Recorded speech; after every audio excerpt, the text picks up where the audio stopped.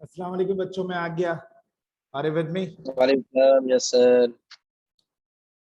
चलो बेटा, in short बस मैं आखिरी बार बता के जा रहा हूँ आपके हैंडआउट पर कि हम कह सकते हैं,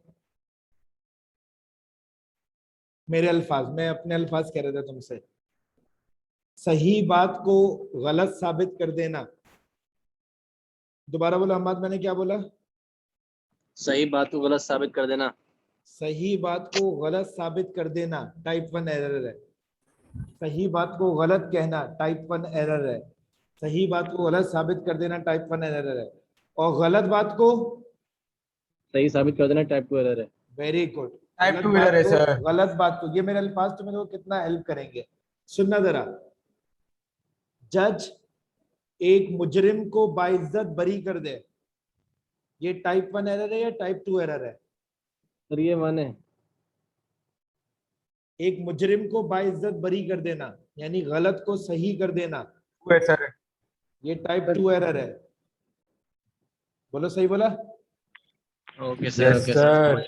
और एक मासूम सही है। आदमी को, इनोसेंट आदमी को मुजरिम करार दे देना, ये कौन सा एरर है? अरे वन है टाइप 1 है। सही को गलत कहना टाइप 1 एरर। लिख लो मेरे अल्फाज, तुम्हें किसी किताब में किसी गूगल में नहीं मिलेंगे ये। सही को गलत साबित कर देना टाइप 1 एरर, और गलत को सही साबित कर देना टाइप 2 एरर। एक गंदे बच्चे को जो चिटिंग करता है एग्जाम में, उसको पास कर देना, कौन सा एरर? गंदे बच्चे को टाइप 2 एरर। और सही बच्चे को मेहनत करने वाले को फेल कर देना, कौन सा एरर? Sir one. समझ में आ गई मेरी बात बेटा? सर आपने ये बोला था ना, सही को गलत साबित करना टाइप 1 एरर है और गलत को सही साबित करना ये टाइप 2 एरर है। बिल्कुल यही बोला हम बात मैंने। क्या मेरी बात समझ में आ गई सब बच्चों को? Yes sir. आगे सुनो मेरी बात। टाइप 1 एरर की प्रोबेबिलिटी को हम अल्फा से शो करते हैं बेटा। याद है मैं जब एस्टिमेशन पढ़ा रहा था तो मैंने कहा था अल्फा एक एरर की प्रोबेबिलिटी है। अल्फा एक एरर की प्रोबेबिलिटी, जो हाइपोथेसिस पढ़ाऊंगा तो उस वक्त बताऊंगा बेटा। बोला था? Yes sir. Very good. Alpha को लेवल ऑफ सिग्निफिकेंस बोलते हैं। 1 माइनस अल्फा यानी 1 में से टाइप 1 एरर को माइनस कर दो तो इसको कॉन्फिडेंस लेवल या कॉन्फिडेंस कोफिशिएंट बोलते हैं बेटा। क्या मेरी बात clear? Yes sir. Type 2 error को की प्रोबेबिलिटी को हम बीटा से शो करते हैं। टाइप 2 एरर की प्रोबेबिलिटी को हम बीटा से शो करते हैं, और इसका कोई नाम नहीं है, जैसे अल्फा का नाम है level of significance. 1 minus beta power of the test. ये सब बातें लिखो बेटा, अभी एमसीक्यू में काम आएंगी ये सारी बातें। वैसे आपस की बातें, सारी चीजें मेरे हैंडआउट में लिखी हुई है। घर पर बैठकर एक दफा मेरा हैंडआउट रीड कर लेना, इससे तुम्हें बहुत सारी चीजें पता चल जाएंगी बेटा इंशाल्लाह ताला। क्या मेरी बात क्लियर मेरे बच्चों को? मैं अपने हैंडआउट पे चलूं? Yes sir. आ जाओ। अब Yes, देखो ये sir. हैंडआउट कैसे सॉल्व होगा इंशाल्लाह ताला। हाइपोथेसिस बेटा लिखा हुआ है, I statement made about a population parameter. Handout खोल लिया तुम लोगों ने? Yes sir. आई पहले वाला स्टेटमेंट, दूसरे वाला। थ्योरी वाला नहीं, एमसीक्यू वाला खोलो ना अब तो, दूसरा वाला। Yes sir, yes sir. सही सही। I statement made about population parameter for testing purpose is known as, क्या बोलोगे इसे? Hypothesis sir. हाइपोथेसिस।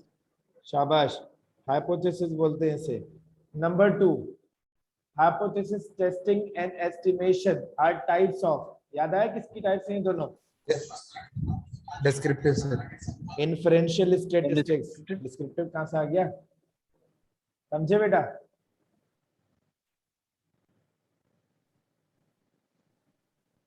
अच्छा, तीसरे में ए गलत लिखा हुआ है, ये इफ से स्टार्ट है।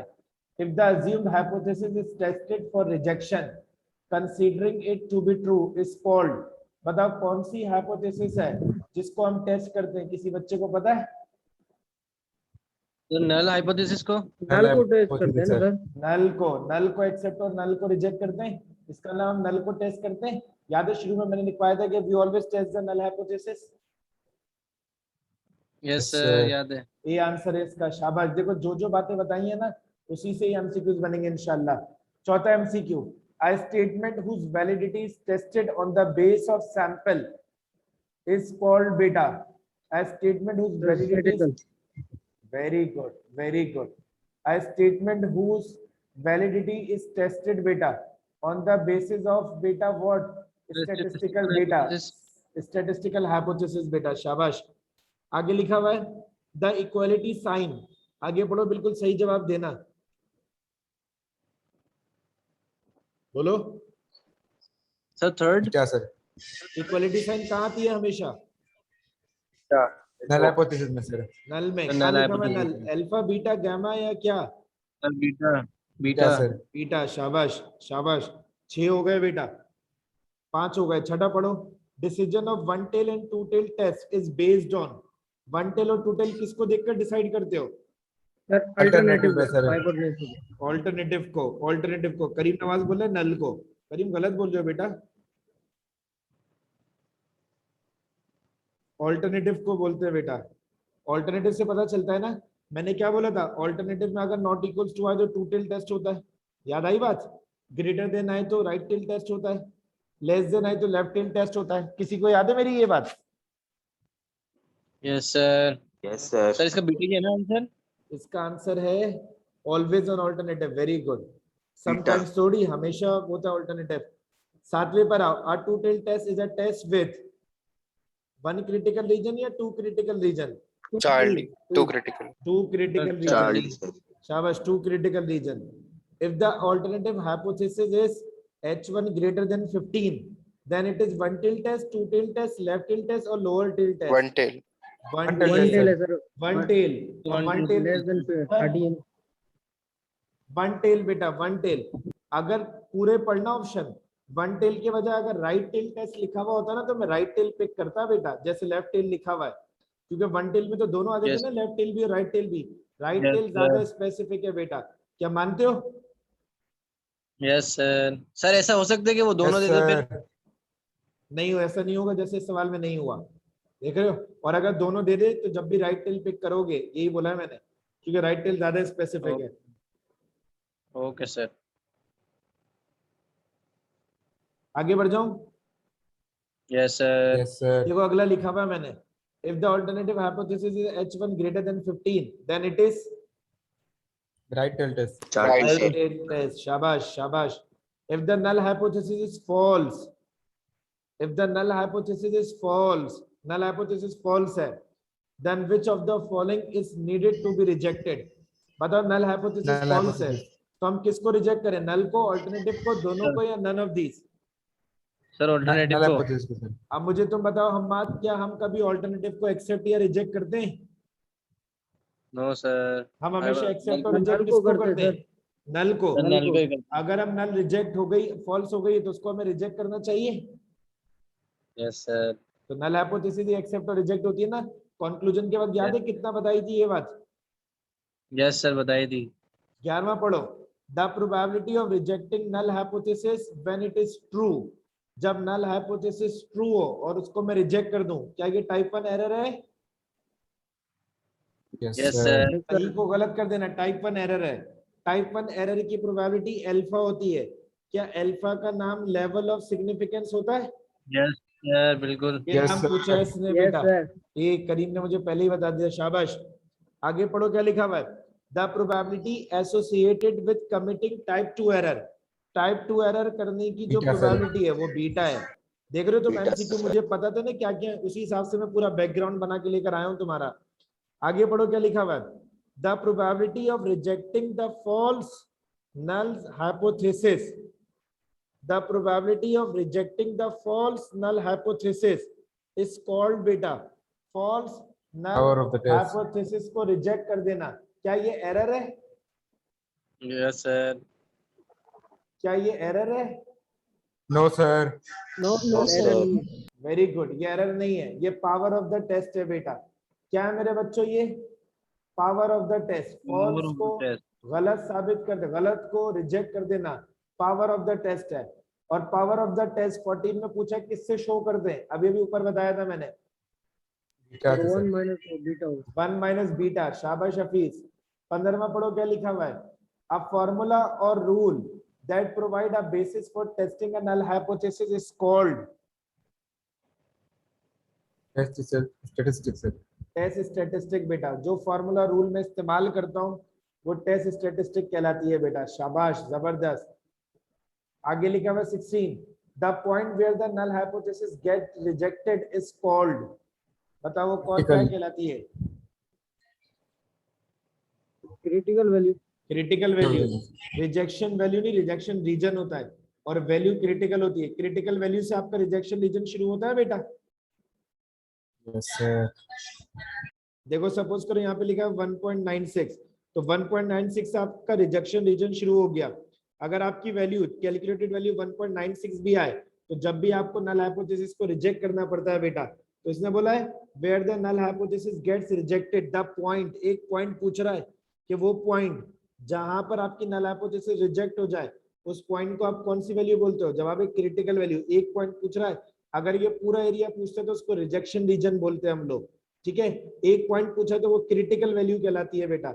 याद है इसको क्रिटिकल वैल्यू बोला था मैंने। यस सर आगे लिखा हुआ है if the critical value is evenly distributed. Evenly distributed का मतलब लेफ्ट साइड पर भी हो राइट साइड पर भी हो। तो ये वन टेल टेस्ट होता है या टू टेल टेस्ट होता है? टोटल टेस्ट सर ये टू टेल टेस्ट होता है। शाबाश शाबाश। अगला बताओ 18, type 1 error. Type 1 error occurs, कह रहा है टाइप 1 एरर कब होता है? Sir We reject H Alpha, naught sir. when it is true। जी जी अल्फा। सही H Alpha, naught sir. को गलत साबित कर देना, क्या ये एरर नहीं है? यस सर Yes, और ये sir. टाइप 1 एरर है बेटा। शाबाश। अब जरा गौर से पढ़ना बेटा। A misfit person is selected for job, क्या Sir, मतलब type है? two Type error. sir. पक्की बात है? Yes sir. अपना सर गलत चीज को सही करार दे। जी वेरी गुड, हमने ही बताया है। अगला बताओ बेटा।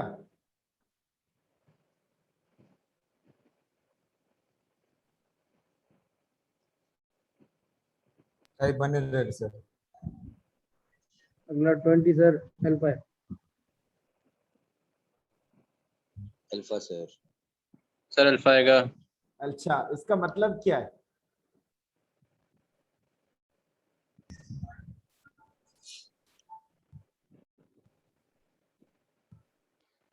सुना दे सर. एक्यूट्स का मतलब ओके पता है किस तरह तुम्हें? बनाए थे? एक्यूट्स का मतलब पता है तुम्हें? No sir. No sir. ऐसे ही बोल दिया। एक्यूट्स का मतलब होता है बाइज्जत रिहा कर देना, मासूम आदमी को बाइज्जत रिहा No कर error दिया। sir. नो एरर होना चाहिए। अब सुन लो इधर, Yes, sir. जिन्होंने टाइप 1 एरर बोला है इन्होंने पीछे से देखकर बोला है क्योंकि मैंने इसका आंसर वहां गलत मेंशन किया हुआ है। बोलो, तो मुझे बेवकूफ समझते हो ना? Sir नहीं देखा. तुम लोग मुझे बेवकूफ समझते हो ना?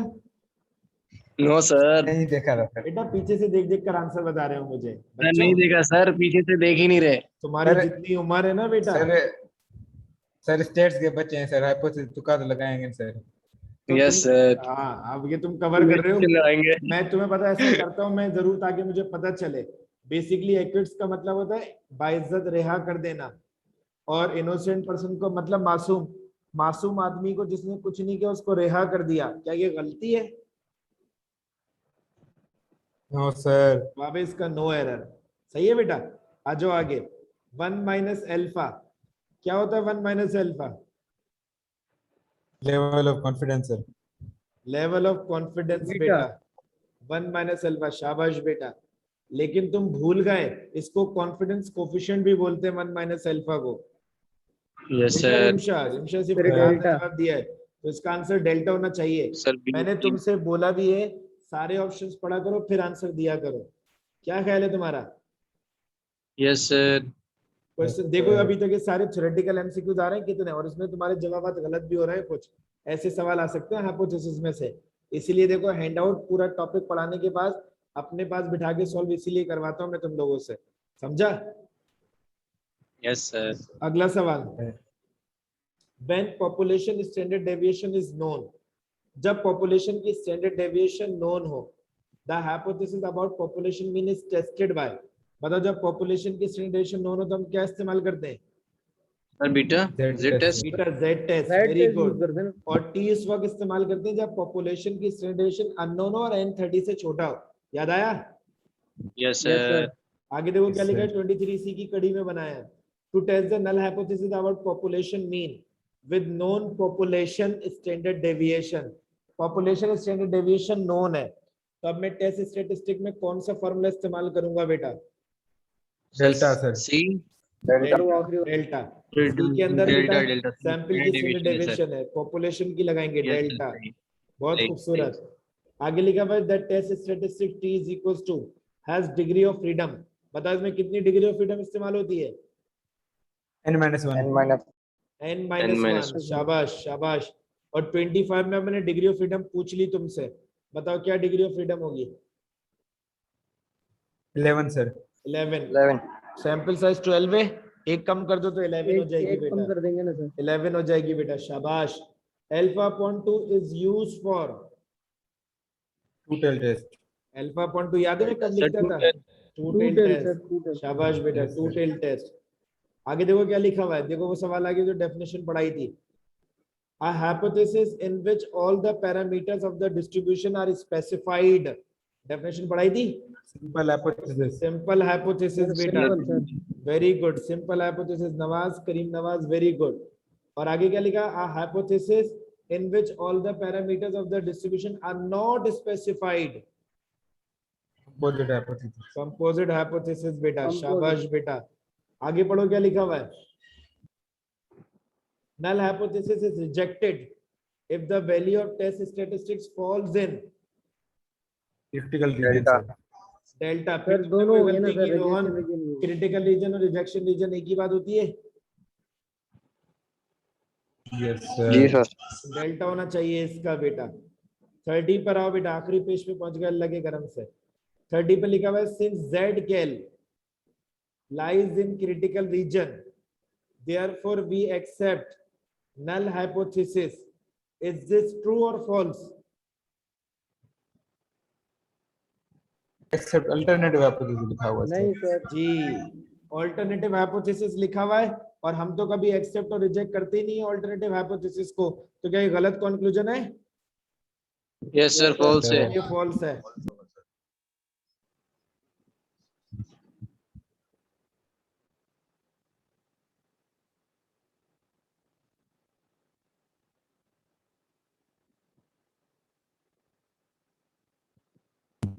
सर हाँ बेटा, सर 24 वाला समझा देंगे एक दफा वापस? 24 बिल्कुल समझा देंगे।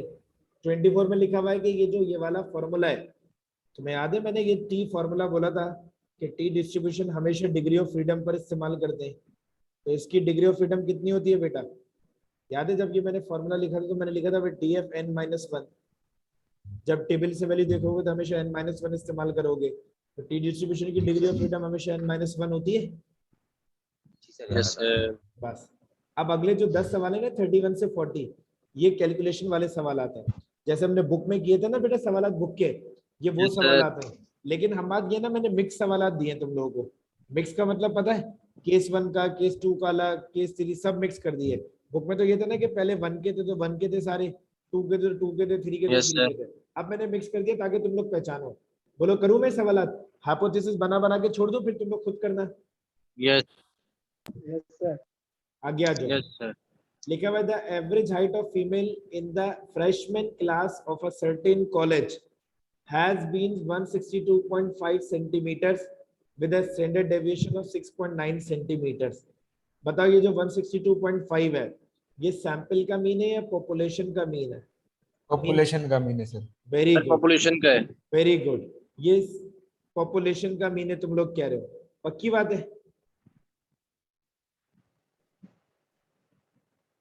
वेरी गुड बेटा, आई लाइक इट। यस ये पॉपुलेशन का मीन बताया नहीं है ना कि कितने लोग हैं। कह रहा है एवरेज हाइट फ्रेशमैन, फ्रेशमैन कौन होता है? जो नई आने वाली क्लास होती है, उसमें जो बच्चे आते हैं उनकी एवरेज हाइट 162.5 इंचेस होती है। अब आगे देखो क्या लिखा हुआ है, is there reason to believe that there has been a change in the average height if a random sample of 50 females. अब सैंपल का जिक्र आया बेटा, Yes, sir. In the present freshman class, जो करंट फ्रेशमैन क्लास है उसमें 50 female students हैं और उनकी एवरेज हाइट 165 सेंटीमीटर है। क्या ये मेरे बच्चों बताओ तुम लोग, क्या ये सैंपल का मीन है? Yes, Yes, sir. तो Yes, sir. 162.5 पॉपुलेशन का मीन है। हाइपोथेसिस उससे बनेगी। इसने बोला फ्रेशमैन में आने वालों का एवरेज इतना होता है 162.5। इसने बोला देयर इज अ चेंज, बताओ चेंज कब होगा? सर जब ये ये इक्वल्स छोटा नहीं हो या होंगे। बड़ा हो सर? जब Doesn't equal to हो सर? नॉट इक्वल्स टू हो बेटा। Yes, sir. अब आगे बताओ, स्टैंडर्ड डेविएशन भी पॉपुलेशन की दी हुई है बेटा। Yes, sir. केस 1 लगेगा sir. Level of significance 0.02, case 1 लगेगा बेटा। बहुत खूबसूरत बात की आपने, केस 1 लगेगा। क्या लगा सकते हो केस 1 बेटा? Yes, Yes, sir. sir. ये तुम लोग खुद करोगे घर से बैठकर बेटा? Yes, sir. शाबाश। मैं सिर्फ हाइपोथेसिस बना बना के छोड़ता हूँ। 32 तुम लोग पढ़ो, मुझे पता है तुम कर सकते हो। मुझे पता है इस सवाल में सिर्फ किस में मसला होगा तुम्हें और किस में होना चाहिए। 32 खुद करो जल्दी से, शाबाश। सिर्फ एक 40 मुझे कराना है, बाकी सारे तुम खुद कर सकते हो। 32 करो, इसकी हाइपोथेसिस बनाओ, मैं कंफर्म करता हूँ।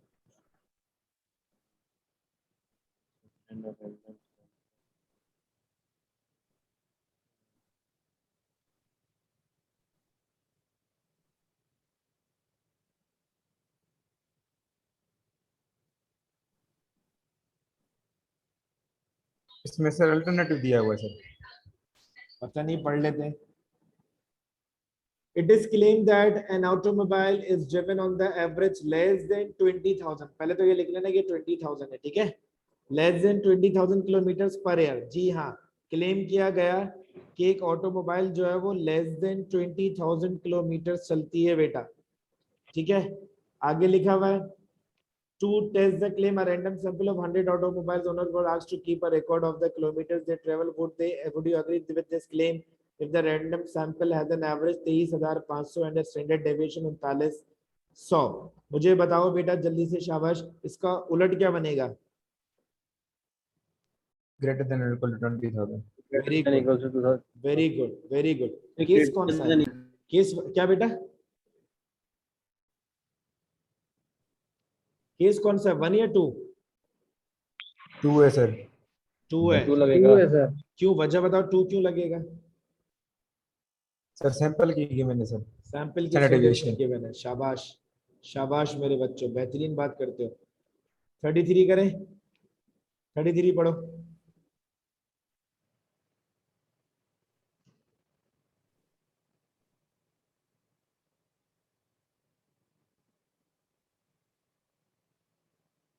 बहुत ही कोई बेहतरीन सवाल है 33, इंटेलिजेंट क्वेश्चन है।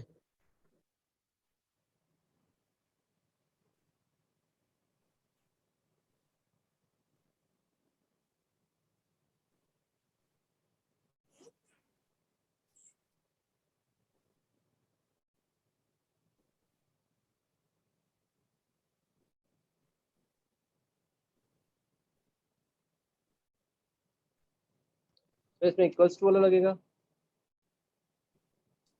इक्वल टू तो नल में आ गया, चलो। Very good Rohan.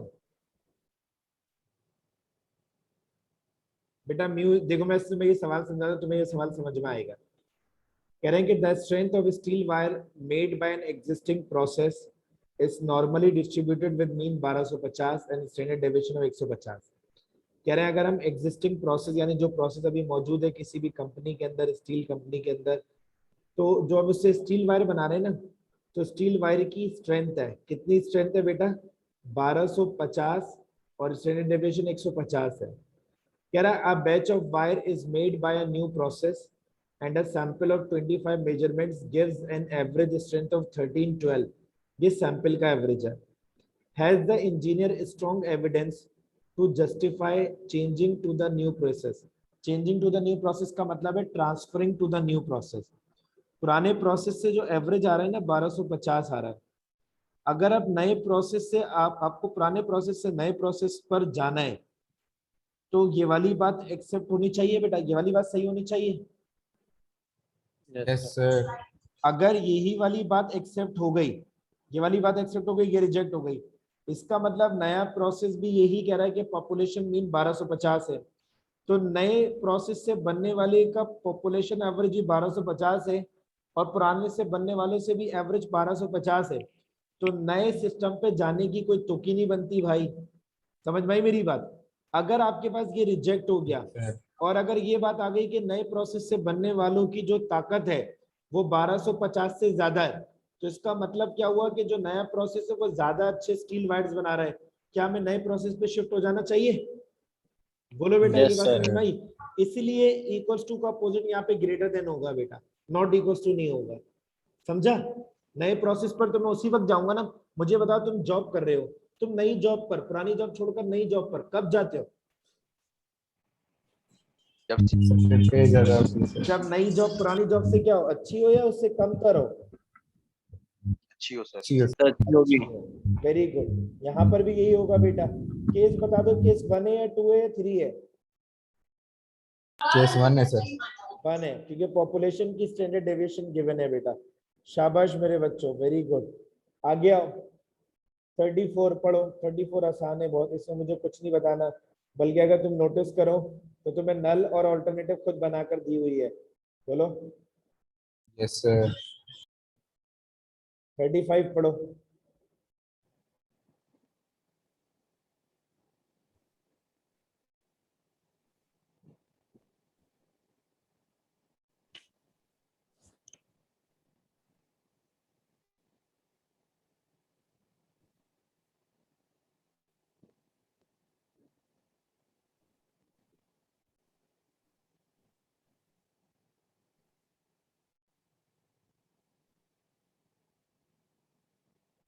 बोलो बेटा, 35 हो जाएगा? यस सर, अल्टरनेटिव गिवन है सर। Very good. 36, 37, 38 और 39 तक पास थ्रू हो जाओ जल्दी से, शाबाश। फिर मैं 40 बताता हूँ तुम्हें।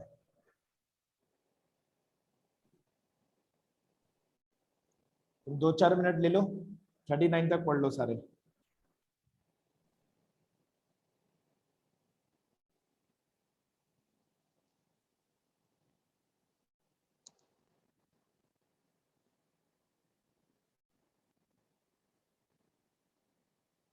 थर्टी सेवन में भी सर वो ऑल्टरनेटिव दिया हुआ है।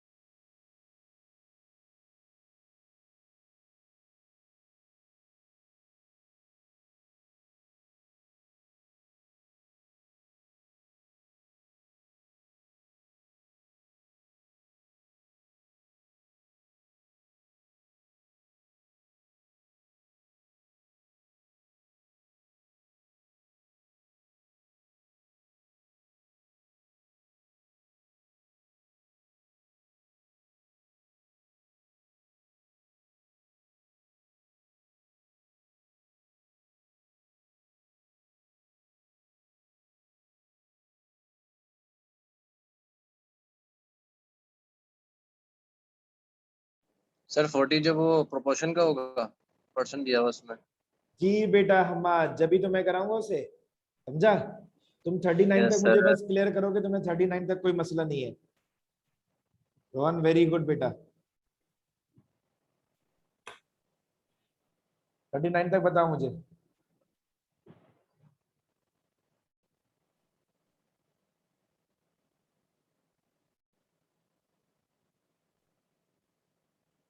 तुम्हें अंदाजा हुआ है सर 39 स्टैट्स का। का? मैं करा रहा हूँ, तुम्हें अंदाजा हुआ स्टैट्स का सिलेबस कितना बड़ा है?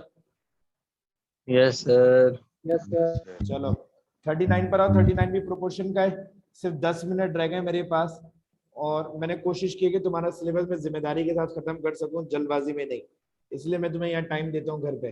देखो क्या लिखा हुआ है, A researcher wants to test on the basis of a random sample of size 7 whether the fat contents of a certain kind of processed food does not exceed 30%. What would he conclude at 0.01 level of significance if the sample proportion is 30.7? बेटा ये proportion का सवाल है। Does not exceed का मतलब होता है less than equals to 0.3। क्या मैंने सही लिखा बेटा? ये बात गलत साबित होगी। 0.3 इसमें नल कौन है, ऑल्टरनेटिव कौन है, बता सकते हो? Sir, null ऊपर वाला है सर। सर ये ऑल्टरनेटिव है। अब इसमें एक ही फॉर्मूला इस्तेमाल होता है जेड कैल का। पहले मुझे होता है, पहला वाला फॉर्मूला याद है, x bar minus mu upon standard deviation upon root n, यही होता था। अब ये एक बार सैंपल स्टैटिस्टिक होता था, अब इसकी जगह क्या आ जाएगा, सैंपल प्रोपोर्शन। पी कौन होता था, पॉपुलेशन का, तो इसका पॉपुलेशन प्रोपोर्शन आ जाएगा। बोलो मंजूर। Yes sir. ये स्टैंडर्ड एरर होता था। तो बताओ स्टैंडर्ड एरर सैंपल प्रोपोर्शन क्या होता था, किसी को अगर याद हो, P cap Q cap upon N, यही होता था। इसके जरिए आप जेड कैल निकालोगे बेटा, इसके जरिए क्या निकालोगे बच्चों, ओके सर। जेड कैल। बाकी सब कुछ वही है, बाकी सब कुछ वही है बेटा। आपके पास ये राइट टिल्ट टेस्ट है 0.01 पर। वन टिल्ट टेस्ट की क्या वैल्यू होती है, किसी को पता है? Sir, 2.33. बिल्कुल सही बताई, 2.33। अब चेक कर लेना और उसके बाद फिर एक्सेप्ट और रिजेक्ट कर लेना, ठीक है बेटा? Yes sir, thank you. मैं आखिरी सवाल करा रहा हूँ आपको 40, क्योंकि टाइम से 7 मिनट रह गए बेटा, तो 40 समझना बहुत जरूरी है। अच्छा तुमने देखा, तुमने नोटिस की एक बात कि इसमें डबल मीन के सवाल नहीं डाले मैंने अपने हैंडआउट में, किसी ने नोटिस किया? Yes sir. क्योंकि पेपर में डबल मीन के सवालात कम आते हैं बहुत, या शायद नहीं आते बिल्कुल, है ना, इसीलिए। लेकिन मैंने क्या तुम्हें पढ़ाए वो सवालात? जी सर। चलो अब अपना माइक म्यूट करो, मेरी सुनो, माइक म्यूट करो, मेरी सुनो। लिखा हुआ, a candidate for mayor in a large city believes that he appeals to at least 10% more of the women voters than the men voters। कह रहा है एक शहर में, एक बड़े शहर में मेयर के लिए इलेक्शन लड़ने के लिए एक बंदा खड़ा हुआ और उसने बोला कि मैं इस शहर में मुझे 10% औरतें ज्यादा वोट्स देती हैं मर्दों के मुकाबले में। तो इसका मतलब बताओ कौन ज्यादा वोट दे रहा है, कौन कम वोट दे रहा है? औरतें ज्यादा देती हैं। तो जिसका औरतें ज्यादा दे रही हैं तो उसका एवरेज भी ज्यादा होगा, प्रोपोर्शन भी ज्यादा होगा, इसलिए वुमेन को 1 बोला और मैन को मैंने 2 बोला बेटा। और कितने ज्यादा दे रही है बेटा, 10%, मानते हो? Yes sir. आगे लिखा हुआ है, he hires the services of a poll taking organization and they find that 62 out of 100 women interviewed support the candidate and 69 out of 150 men support him. At the 0.05 level of significance, is the hypothesis accepted or rejected? Hypothesis क्या थी, उसने क्या बोला था कि women men के मुकाबले में कम से कम 10% ज्यादा, यानी ये मैंने सही लिखा बेटा, P1 माइनस P2, बोलो। Yes sir. इसको उलट क्या लिखा? Yes sir. Less than sir less than.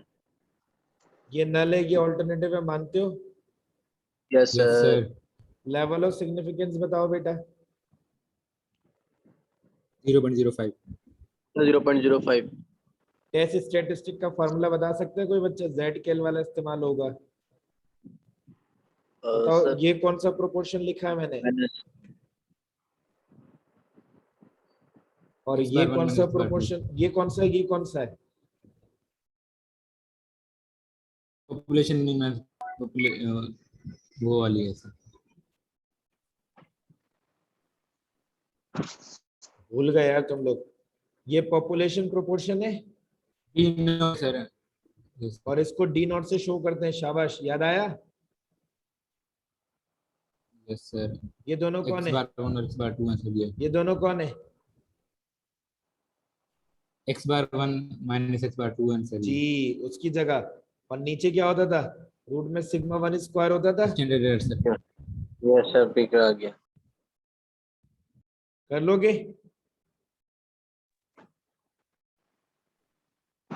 एक मिनट रुकना जरा।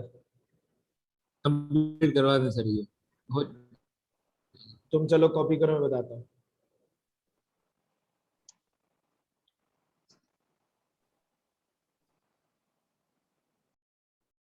इसके ऊपर स्क्वायर भी लगा होगा ना, P1 Q1 का स्क्वायर।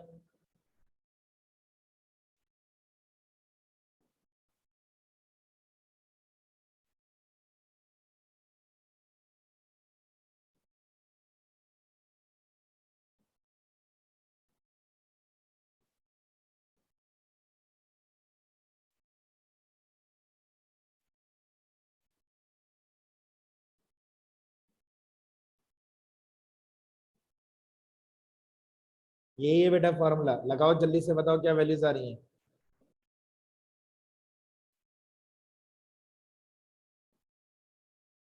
लगा दोगे फॉर्मूला या मैं बताऊं? वैल्यूज पुट करवाऊं? यस सर, करवा दें वैल्यूज। बोला तो करो। सर ये करो है। मैं करवा रहा हूँ। पहले मुझे बताओ फॉर्मूला समझ में आ गया? अब देखो P1 Yes, minus sir. P2। क्या P1 माइनस P2? ये देखो तुम यहाँ फंसे होगे, मुझे पता है P1 माइनस P2 में। बताना जरा मुझे जल्दी से, कितने में से कितनी विमेन उसको सपोर्ट कर रही हैं? सर 62 में से 2 उसको सपोर्ट करिए 100 में से। तो मुझे बताओ क्या ये P1 0.62 हो गया? Yes yes sir. सर। अब P2 बताओ 150 में से कितने? 69 69 सर। इसकी 69 है। परसेंटेज निकालो। 0.46। 0.46 बेटा।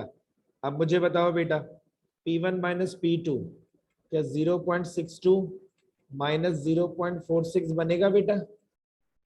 माइनस P1 माइनस P2, क्या 0.10 ऑलरेडी दिया हुआ है मेरे बच्चों को? बोलो। Yes sir. P1 और Q1 बताओ, Q1 कौन है? 0.62 अगर ये है तो Q1 कितना होगा? 0.48। 38 या 48? सर 3 होगा। और N1 बेटा होगा आपके पास 100। अब इसी तरह तो मुझे P2 बताओ। P2 0.46 है माइनस, सर बताओ मुझे बेटा, सॉरी मल्टीप्लाई, वो कितना होगा? 0.54। Yes sir. और डिवाइड किससे करोगे? 150 से। Yes sir. इसको सॉल्व कर लोगे तो Z कहला जाएगा बेटा। इसके बाद मुझे बताओ क्रिटिकल डायग्राम बनाओ, क्रिटिकल रीजन शो करना है। 1 टेल टेस्ट या 2 tail test? 1 tail sir. Left tail होगी। यहाँ होगा। बताओ 0.05 पर 1 टेल पर क्या वैल्यू होती है बेटा रोहन? सर किस पे? 0.05 1 टेल 1.65 होती है शायद, चेक कर लो जाकर। Yes sir. यस माइनस का 1.65 लिखेंगे बेटा। अब मुझे बताओ जल्दी से, अगर आपकी कैलकुलेटेड वैल्यू एक्सेप्टेंस रीजन में गिरी तो नल हाइपोथेसिस एक्सेप्ट करोगे या रिजेक्ट करोगे? एक्सेप्ट होगा सर। एक्सेप्ट होगा। और एक्सेप्ट होने का मतलब क्या लिखेंगे? कि उसका क्लेम सही है कि since z calculated lies in acceptance region, therefore we accept null hypothesis and conclude that वही लिखेंगे बेटा, women supporter supports him then men by at least 10% बेटा, more than 10%। ये कंक्लूजन मैं अभी व्हाट्सएप पर लिखकर भेज रहा हूँ तुम्हें। दूसरा ये मीटिंग किसी भी टाइम एंड हो जाएगी। बताओ सवाल समझ में आया सब बच्चों को? ये बात समझ में आई कि ये 38 Yes, कैसे sir. निकाला, यस सर। 54 कैसे निकाला यस मैंने? सर। 1 minus p sir. जी 1 माइनस पी निकाला बेसिकली है। ठीक है, कंक्लूजन भेज रहा हूँ मैं इसका बेटा तुम लोगों का। शुक्रिया साया, शुक्रिया करीम नवाज बेटा आप सब बच्चों के आने का। अल्लाह हाफिज, हो सकता है किसी भी वक्त बेटा। अल्लाह हाफिज। ठीक है, from my side Allah Hafiz sir. Allah Hafiz. Recording upload कर दूंगा थोड़ी देर में।